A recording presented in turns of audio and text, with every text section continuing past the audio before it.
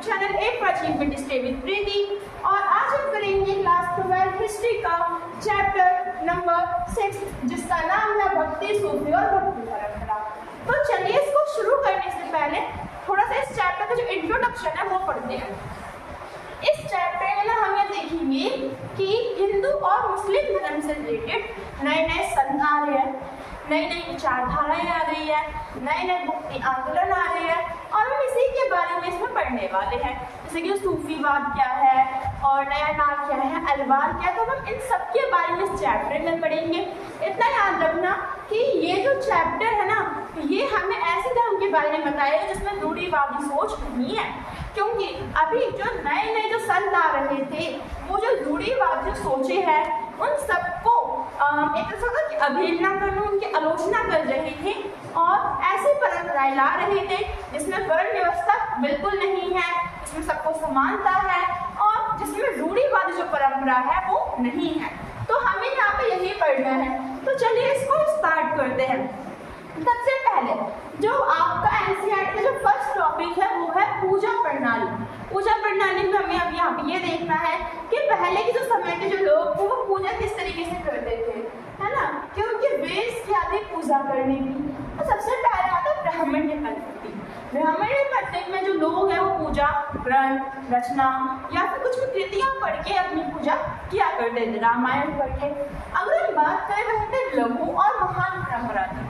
लघु परंपरा और महान परंपरा, इसके बारे में आता है जो लघु परंपरा है ये एक पूजा प्रणाली है जिसका जो यूज है वो आम लोग करते थे, आप और मैं आम लोग करते थे। लेकिन जो महान जो परंपराएं प्रभावशाली लोग यूज करते थे। अब जो लघु जो परंपरा इसमें हम लौकिक रीति रिवाज और मौखिक रूप से पूजा करते थे। यही जो महान जो परंपरा इसमें हम धार्मिक ग्रंथ, वेद, पुराण और यज्ञ के द्वारा पूजा करते थे। इतना क्लियर हुआ। अब हम यहाँ पे क्या देखेंगे, भेद और संघर्ष। इस भेद और संघर्ष में हमें अभी तांत्रिक विद्या पढ़नी है। पूरी की पूरी हम तांत्रिक विद्या नहीं पढ़ेंगे, इसके बारे में कुछ तो जनरल नॉलेज है वो लेंगे। उस टाइम पे जो हमारी जो तांत्रिक जो विद्या थी वो पूरे के पूरे समाज में, भारत देश में फैल चुकी थी। और जो तांत्रिक विद्या थी ना, ऐसा नहीं था कि इसको बस पुरुष कर सकते, नहीं, इसको पुरुष और महिला दोनों कर सकती हैं। इसमें इसको हर जाति के जो लोग हैं वो कर सकते हैं। यहाँ पे वर्ण व्यवस्था बिल्कुल नहीं है। और ये जो तंत्र जो विद्या ये हिंदू धर्म से जुड़ी हुई एक विद्या है। और जो तंत्र विद्या करते थे वो जो हमारा हमारी पूजा पद्धति होती है ना, यानी जो पूजा पद्धति है इसको नहीं मानती थी। तो इतना क्लियर हो गया। इसी के साथ जो तांत्रिक जो विद्या इसने आगे चल के कई चीज़ों को या फिर कई धर्मों को भी प्रभावित कर। तो ये था अपना। अब हम आगे आते हैं तो देखिए हमें यहाँ पे आगे क्या देखेंगे, प्रारंभिक भक्ति। प्रारंभिक भक्ति में हम यहाँ ये देखेंगे कि स्टार्टिंग में जो भक्ति जो थी वो कैसे होती थी। तो जो परंपराएं थी ना वो दो तरीके की थी, एक थे ब्राह्मण और दूसरे थे ब्राह्मण। हमें पता है कि ब्राह्मण ऐसे साधु संत होते हैं जो कि क्या करते हैं, जो कि हमें ईश्वर के बारे में बताते हैं, जो कि हमें जीवन के बारे में ज्ञान देते हैं। वहीं पे जो भक्त थे ना वो दो तरीके के, सगुण और निर्गुण। हम पहले से पढ़ते आ रहे हैं कि सगुण कौन होते हैं, निर्गुण कौन होते हैं। सगुण जो होते हैं वो ऐसे लोग जो कि भगवान पे बिलीव करते हैं, लेकिन वो भगवान पे बिलीव किसी मूर्ति के रूप में करते हैं। उन्हें लगता है कि हाँ भगवान है, लेकिन वो उनका जो रूप है वो अलग है। जैसे कि विष्णु भगवान हो गए, शिव भगवान हो गए, तो हम इनकी जो पूजा है वो हम इनकी किस रूप में करते हैं, मूर्ति के रूप में करते हैं। लेकिन जो निर्गुण है वो मानते हैं कि हाँ हमारे विश्व में एक शक्ति है जिसने हमें जन्म दिया, एक शक्ति है जो हमें कर्म बताती है। लेकिन उन्होंने आज तक ये नहीं माना कि जो शक्ति है इसका कोई आकार है, इसका कोई रूप है।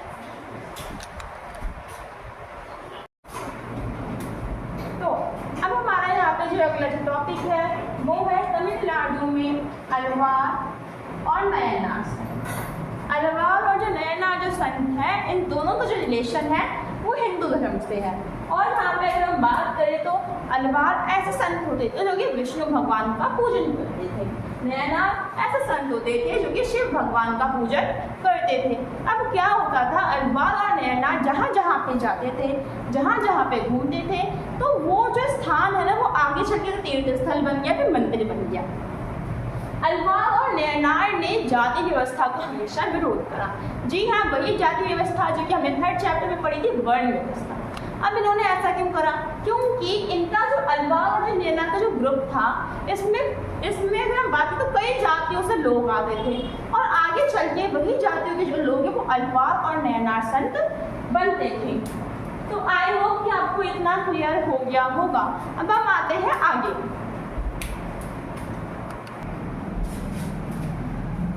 तो अब यहाँ पे अपना जो अगला टॉपिक है वो ये है कि जो अल्वार है ना, उन्होंने अल्वार और नयनार ने ऐसे ग्रंथों का कभी यूज नहीं करा। जैसे कि हमने इससे पहले मनुस्मृति ग्रंथ पढ़ा था, तो इन्होंने इन ग्रंथों का यूज नहीं करा। इन्होंने अपना एक ग्रंथ बनाया अल्वार लोगों ने, जिसका भी नाम हुआ निलय दिव्य प्रबंध ना। तो इतना आपको याद करना है क्योंकि इससे आपका एमसीक्यू जो क्वेश्चन है वो बनता है। अब हम बात करेंगे स्त्री भक्त की।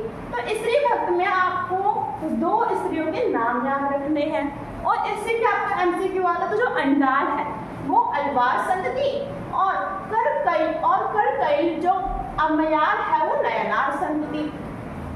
इतना क्लियर हो गया। अब हम यहाँ पे क्या देखेंगे कि जो अल्वार और जो नयनार है या फिर किसी भी धर्म के जो लोग हैं, इनका जो संबंध है वो राज्य के साथ कैसा होता है, इसके साथ राज्य के साथ। तो सबसे पहले यहाँ पे 2 राज्य के बारे में हम बात करेंगे, पल्लव और पांड्य।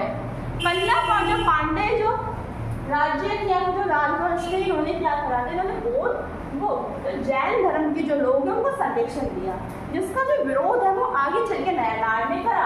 क्योंकि इनका भी पर्टिकुलरली धर्म था और इनको इस तरीके का कोई भी संरक्षण नहीं प्राप्त हो रहा था। आगे चल के चोल राजवंश ने क्या करा, उन्होंने इनको बहुत सपोर्ट करा।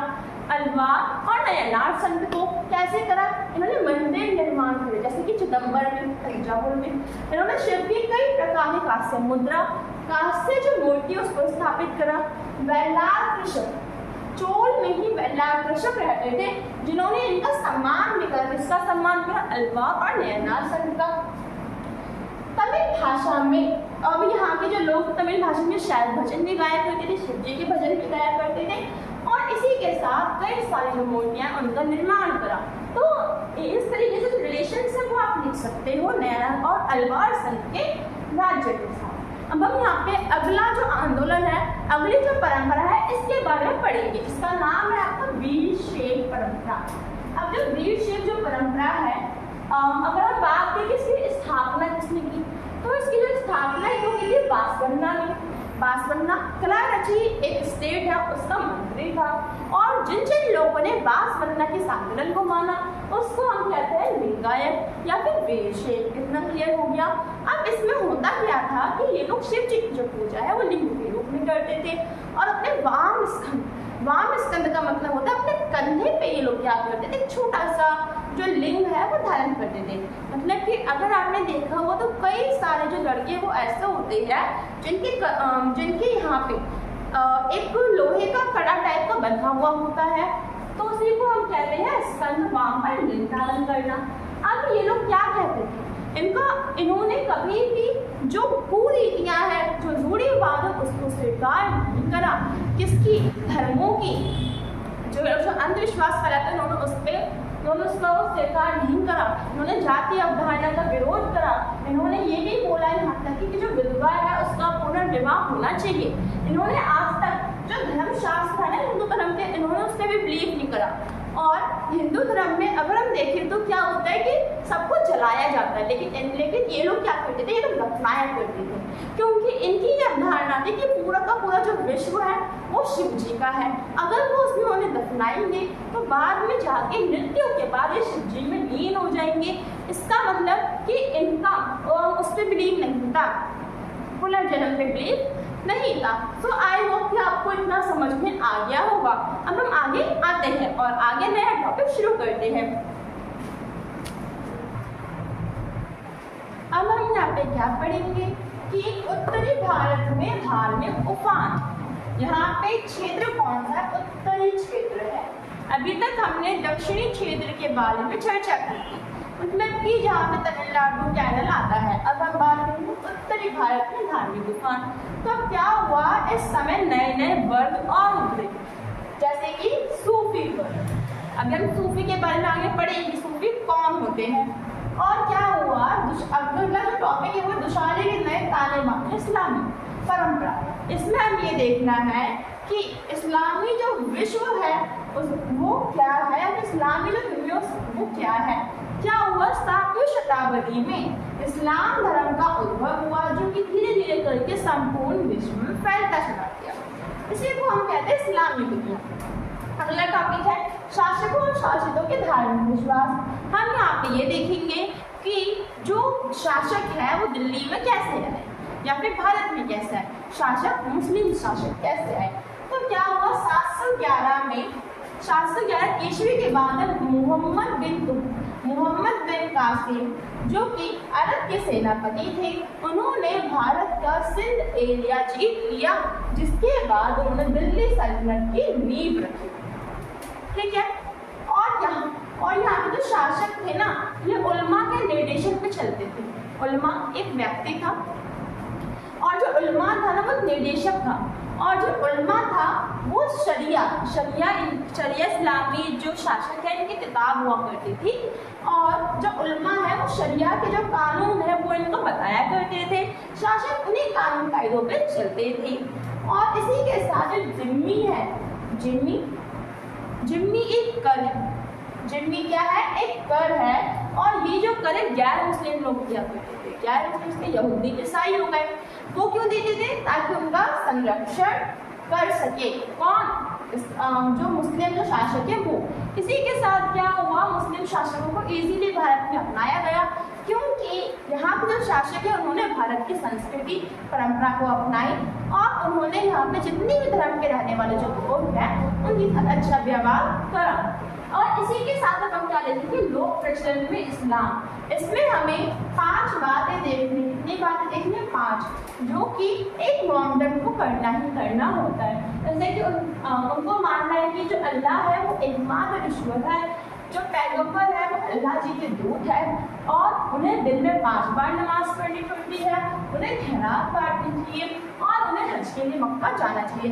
हज का मतलब क्या होता है, जैसे कि हिंदू क्या करते हैं, तीर्थ यात्रा के लिए जाते हैं, वैसे ही हज को तीर्थ यात्रा के रूप में आप समझ सकते हो। अब क्या हुआ, जिस तरीके से हमें पता है कि भारत में रहने वाले जो लोग हैं इनका नाम हिंदू क्यों पड़ा, क्योंकि इनका जो विकास था वो सिंधु नदी के पास हुआ था, और जो दूर दराज से जो लोग आए थे वो सा नहीं बोल पाते थे, वो सा को हा बोलते थे। इसलिए ये जो भारत देश है इसको हिंदू जो देश है वो माना गया। क्यों, क्योंकि वहाँ के जो लोग हैं वो सा को हा बोलते थे। इसी तरीके से अलग अलग जगह पे जो लोग रहते हैं उनको उसी के नाम से पुकारा जाता है। जरूरी नहीं कि आज जो भारत देश में जो मोमडन्स है उनको हर जगह मुस्लिम बोला जाता है, जैसे कि इसका आपके पास एग्जाम्पल भी है। तुर्की में जो मुस्लिम लोग हैं उन्हें तुरुष्क बोला जाता है, अजाकी में जो मोमडन्स है इनको ताजिक बोला जाता है, तुर्क और अफगान में जो मोमडन्स है इनको शक वो यमन बोला जाता है। इससे आपके जो एमसीक्यू जो क्वेश्चन है वो आएंगे, तो इतना याद रखना, इसको रट लेना अच्छे से। अब आता है सूफी मत का विकास। सूफी मत, अब हम पढ़ेंगे कि सूफी लोग कौन से होते हैं। तो देखिए, सूफी लोग आध्यात्मिक लोग होते हैं। कौन से लोग होते हैं, आध्यात्मिक जो कि भगवान पे बिलीव करते हैं, और ये रहस्यवाद और वैराग्य की ओर झुके हुए थे, और इन्होंने रूढ़िवादी जो विचारधारा इसका विरोध करा। रूढ़िवादी विचारधारा पुराने जमाने की विचारधारा या फिर ऐसी विचारधारा जो कि सबके हित में ना होती हो, और उनका क्या मानना था कि मुक्ति के लिए हमें केवल एक ही मार्ग अपनाना चाहिए जो कि ईश्वर का मार्ग है। और जो सूफी जो थे वो पैगंबर को भी मानते थे, पैगंबर मोहम्मद को मानते थे। अब हम आते हैं आगे और पढ़ते हैं और भी इम्पोर्टेंट टॉपिक्स।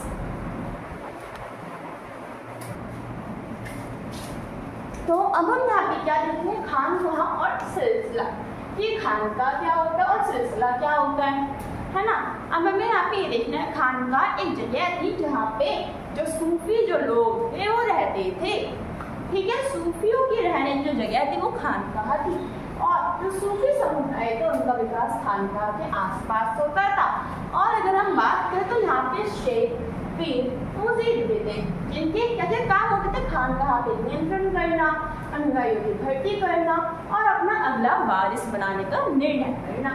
इसी के साथ अब हम पढ़ेंगे सूफी सिलसिला। सूफी हमने पढ़ा क्या होते हैं, सिलसिला का मतलब होता है जंजीर, सिलसिला का मतलब क्या है, जंजीर। अभी मैं इसकी डेफिनेशन पढ़ते हैं। शेख और मुरीद की रिश्ते का घोटक जिसकी पहली कड़ी पैगंबर से जुड़ी है, वो पैगंबर आशीर्वाद देते हैं, इसी को हम सूफी सिलसिला कहते हैं। सूफी सिलसिला जिसमें सिलसिले का मीनिंग क्या है, जंजीर। और ये जो जंजीर है इसकी एक जो कड़ी है वो किसके पास है, शेख व मुरीद के पास, दूसरी जो कड़ी है वो पैगंबर के पास है। और इस सिलसिले के द्वारा ही जो पैगंबर है वो उनके भक्तों को, उनके अनुयायियों को क्या करते हैं, अपना आशीर्वाद देते हैं। अब क्या होता था, जैसे ही पीर की मृत्यु हो जाती थी तो वो धार्मिक स्थल बन जाता था जिसको हम दरगाह भी कहते हैं। इतना क्लियर हो गया। अब हम आते हैं कि बेशरिया कौन लोग होते हैं। बेशरिया ऐसे लोग होते हैं जो कि खानकाह को नहीं मानते हैं, शरिया ऐसे लोग जो कि खानकाह को मानते हैं। अब हम पढ़ेंगे चिश्ती कौन होते हैं। जैसे कि हमने पढ़ा कि सूफी, तो सूफी में ना अलग अलग कैटेगरीज थी, जिसमें जो सबसे फेमस जो कैटेगरी थी वो थी हमारी इसकी चिश्ती की। चिश्ती एक प्रभावशाली वर्ग था जिसका सूफियों का था। और अभी प्रभावशाली क्यों, इतना फेमस क्यों हुआ, क्योंकि जो चिश्ती है वही एक ऐसा वर्ग था जिसने भारत की जो संस्कृति है, जो स्थानीय जो संस्कृति है, इसको इजीली अपना लिया। हम पढ़ते हैं खानकाह के बारे में।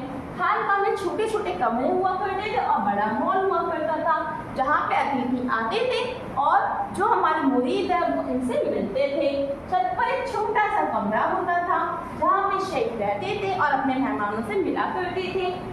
और मैंने क्या बोला कि अच्छा व्यवहार क्या होता है, तो शेख के सामने झुकना, पानी पिलाना, वो सर मुंडन करना इनके लिए एक अच्छा व्यवहार माना जाता है। और ये जो खानकाह थी ना दीवार से घिरी हुई थी, सुरक्षित थी, और जो खानकाह थी वो सारे के सारे तत्वों की थी। ऐसा नहीं था कि खानकाह में बस मोहम्मदन ही आ सकते, नहीं, खानकाह में ईसाई भी आ सकते हैं, हिंदू भी आ सकते हैं, तो सारे तत्वों की लिए थी। आई होप कि आपको चैप्टर समझ में आ गया होगा। जितना मैंने करवाया, मिलते हैं अगली वीडियो में सेकंड पार्ट में। जब तक के लिए bye bye, all the best.